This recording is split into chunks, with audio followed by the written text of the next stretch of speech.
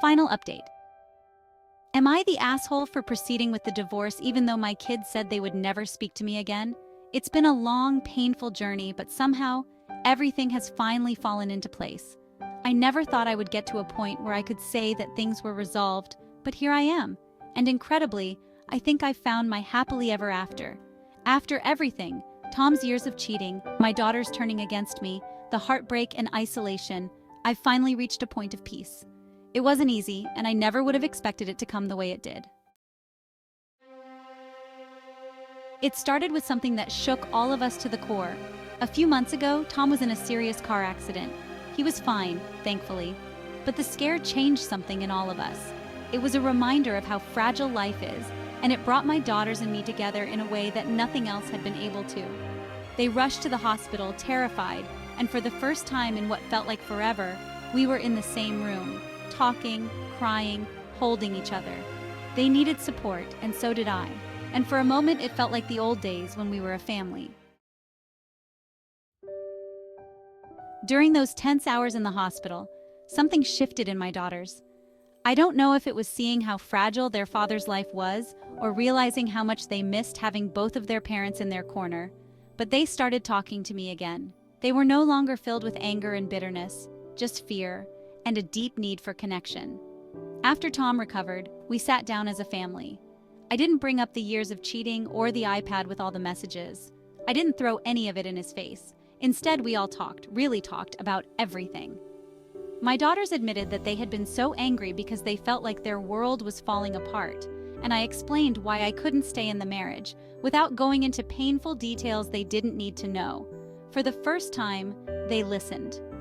We listened to each other. Tom, too, seemed to change after the accident.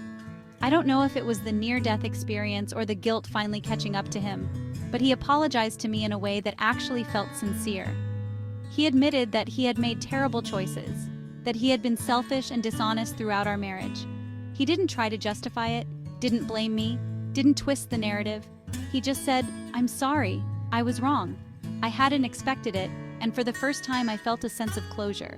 I don't forgive him for what he did. Those years of betrayal are something I'll carry forever, but I no longer feel the weight of resentment that was suffocating me." We agreed that for the sake of our daughters, we would do our best to move forward as co-parents and build a relationship based on honesty and respect. The girls started spending time with me again, little by little. At first, it was just a few hours here and there, but as the weeks went on, they came back to stay with me during my weeks at the house. Slowly, the walls between us came down. They began to understand that the divorce wasn't about me choosing to destroy the family. It was about me choosing to protect myself. They still have a strong relationship with their dad, and I wouldn't want to take that from them. But they've also started to rebuild their bond with me, and I couldn't be more grateful. As for Doug, well, that was a whirlwind I never expected. After everything settled down with Tom and the girls, Doug and I started talking again. What had initially been a moment of anger, passion, and perhaps revenge had shifted into something deeper. Over time, Doug became a constant in my life, offering support when I needed it, making me laugh when things felt too heavy. Our connection grew stronger, and somewhere along the way, it turned into something real. Doug and I are together now, and the happiness I feel with him is unlike anything I've ever known. He has been patient, understanding, and kind through all of the chaos. He stood by me without expecting anything in return, and now we're building something beautiful together. My daughters know about us, and while it's still an adjustment, they see that I'm happy. They see that I'm finally at peace. In the end, everything that felt broken has slowly come together. My daughters and I are rebuilding our relationship. Tom and I have reached a place of mutual respect, and I'm with someone who truly values me. The pain of the past will always be there, but it no longer defines me. I never thought I would find my happily ever after in the midst of all this mess, but somehow I have. Life is messy and unpredictable, but sometimes, just sometimes, it gives you exactly what you need when you least expect it. So, was I the asshole for proceeding with the divorce? Maybe in my daughter's eyes at the time, I was.